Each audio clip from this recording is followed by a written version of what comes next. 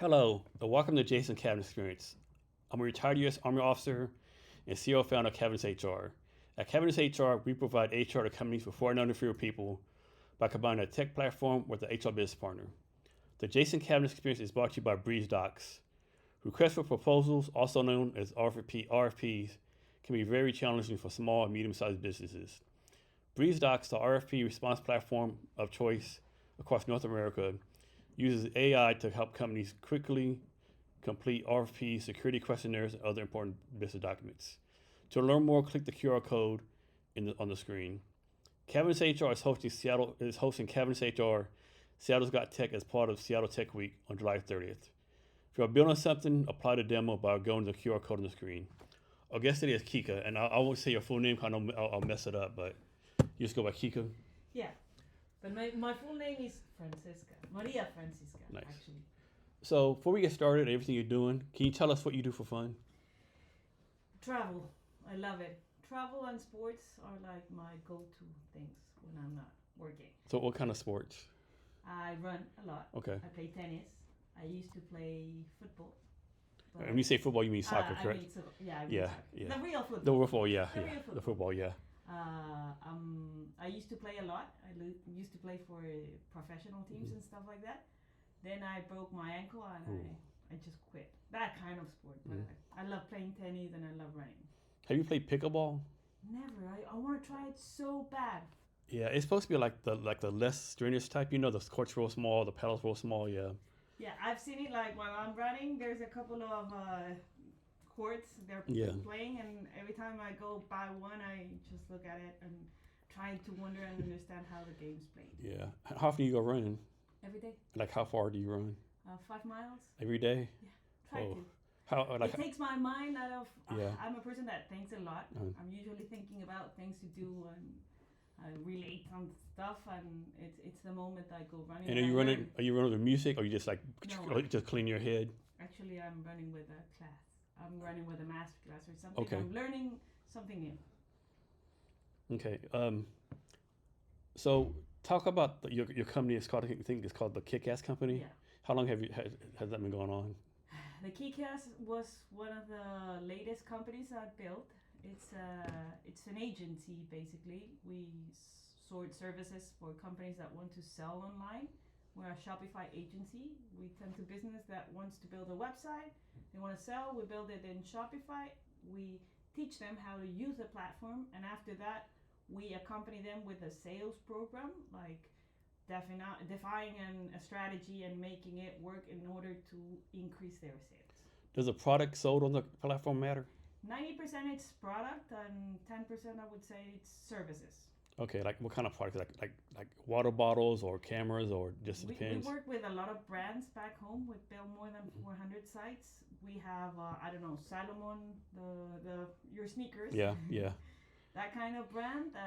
L'Occitane, Wilson, Infanti, which is like a child's company brand.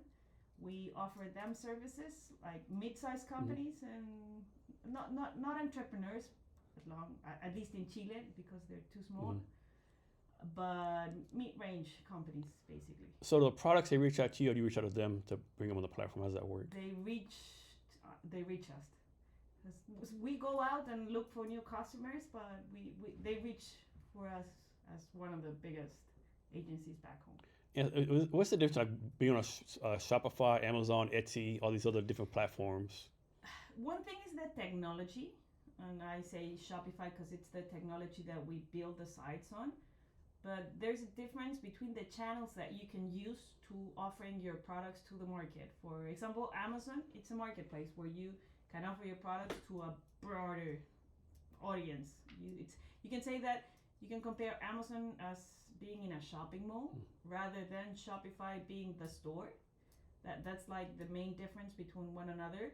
And it depends on what you sell, which channel is best, because you can sell on your own store with a Shopify store, and you can also sell on Amazon, bringing new customers into your world.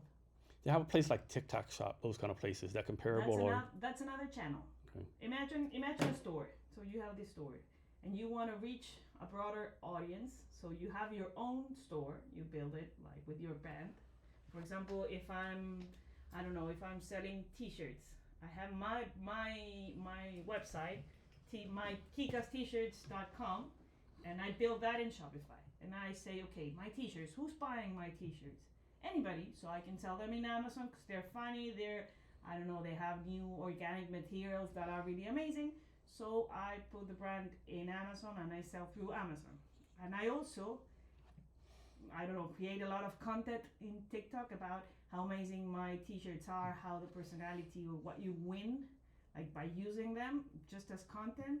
And I can offer you, and somebody could say, oh, I love that T-shirt. I love they say the Kick-Ass. So I buy one and I buy it through TikTok. And there are different channels to reach different audiences, I would say. And like, how do you recommend someone which one to choose, or they should kind of use a combination of all of them? It depends on what you sell and who you sell to. I think that one of the most important things that brands have forgotten is that they build the business towards a customer, and they gotta learn where he or she is. So I would say that it depends on the type of product that you do, which is the best channel. I would say for sure you have to be in social, because people is in social now. It depends on you are in the US, Amazon, it's a very big platform, so it's interesting to be, but maybe not. If you see the case of Nike, they were in Amazon, they left for a couple of years and they just came back because of all the things related to tariff and stuff like that. But it depends on where your customers are. I would say that if you're starting a business, you start in social, that's for sure. That's where people spend most of the time. Once you create brand awareness and everybody knows who you are, most probably is people gonna search either in Google what your brand is, or they would ask GPT or Gemini, somebody that it's going to tell and do a web search. So they're probably going to try to reach your website. And if you want to take advantage of the amazing amount of people that's coming through Amazon, you can do that. But you gotta learn that being in Amazon, you have to pay for a position that they can show you. There are more than, I think, I don't know the final number, but 10 million of products. So you're one needle in a haystack. So you gotta take, like, see where your customers are, where they spend most time, and that's where you wanna be. So what kind of metrics or KPIs should people be tracking on all these platforms? It depends on what, I usually answer it depends, but because I would say that I love looking at 4 KPIs, which are like the basic KPIs that can move a business, like shake a business. One is the amount of people that it's visiting your website, of course. You can see how many people you're attracting as a brand. 2, conversion. You see how many people is buying your products, comparing the amount of people that's coming to your site. 3, AOV, the average of your order value, how much you're charging for. And I would say that this is a different KPI, but I love it. Abandoned carts, which are the people that tried to buy but didn't end up buying. There are tons of reasons why they don't. So you have an opportunity because somebody made an intent of buying but didn't finish. So you have to go and capture that intent of sales. I've heard some people do it on purpose. They know if they leave it abandoned, the company's gonna come and give them a discount. Yeah. There's a common knowledge that if you abandon a cart, they're gonna give you something back, which is true. But there's a million reasons why people can abandon a cart. For example, you were at your house and your kids just arrived from school, so you didn't finish buying. You were doing or preparing something, so you just left it, or you were at work and somebody called you, your boss called you, so you just left it. Doesn't mean that you want exactly a discount or an offer, you just didn't finish the process. So let's suppose we're having KPIs. Like, when should somebody change a game up? Like suppose a KPI has been bad for 2 months or 3 months. How long should a KPI be bad, so to speak, before they try to change it up? How much time do you want to lose money?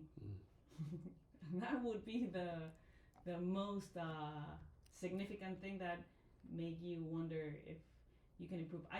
What I've seen so far here, at least in the US, is that you have a very big market. You have more than 300 people, so if you go in a business that has kind of a good or medium way to solve a problem, people's gonna buy it.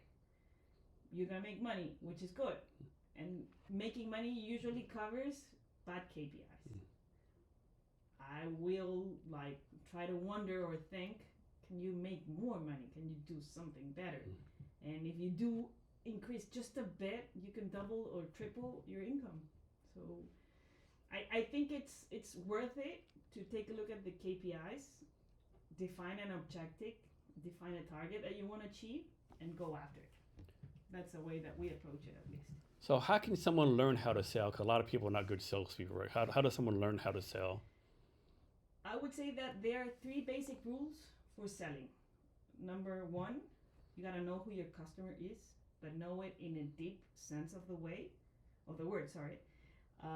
When I mean by know your customers, what usually most of our clients come with working with us, my customer is a female, she's 40 something, she works independently and she makes money.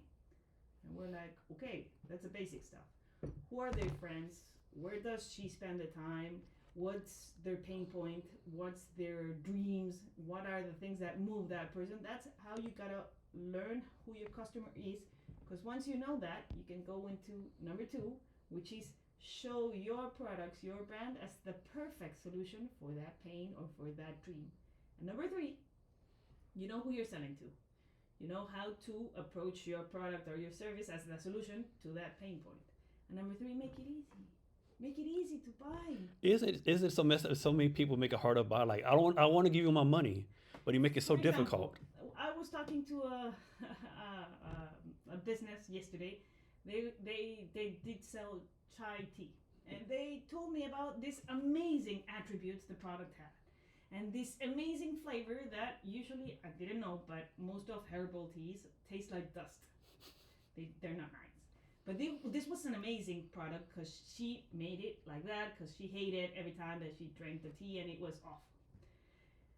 And I thought, I'm not a chai drinker, so I didn't know, but I love it. Yeah, I would love to learn more about your product. We went into the website.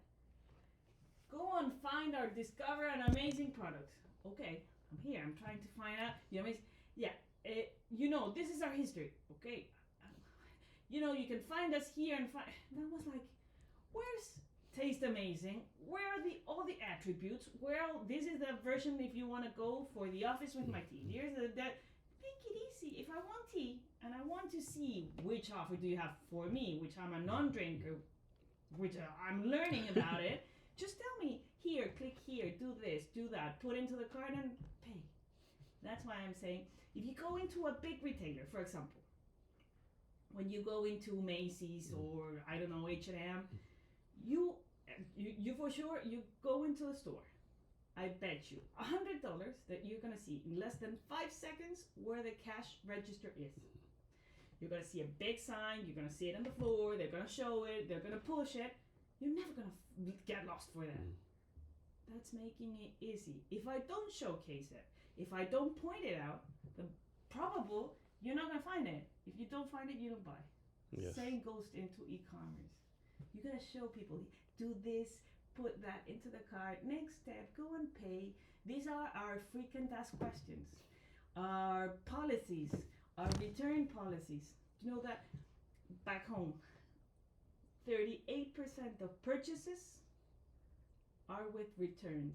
So 100 people's gonna buy, 38 are gonna return or change something. Where's your policy for that? How to make it easier? What happens if this t-shirt doesn't fit? If I don't like it? How do I return it? How you can make me sure that what you're offering, you're gonna honor your word, kind of like that. So historically, has e-commerce sales traditionally gone up every year? It's amazing. I would say it's a market that it's growing and it's never gonna end. If you see worldwide numbers, China, 50% of sales are online. In the US, 24% of sales are online. In countries like mine, Chile and Latin America, we're still around 10% of the total amount of sales. So there's a really big gap into developing this amazing thing.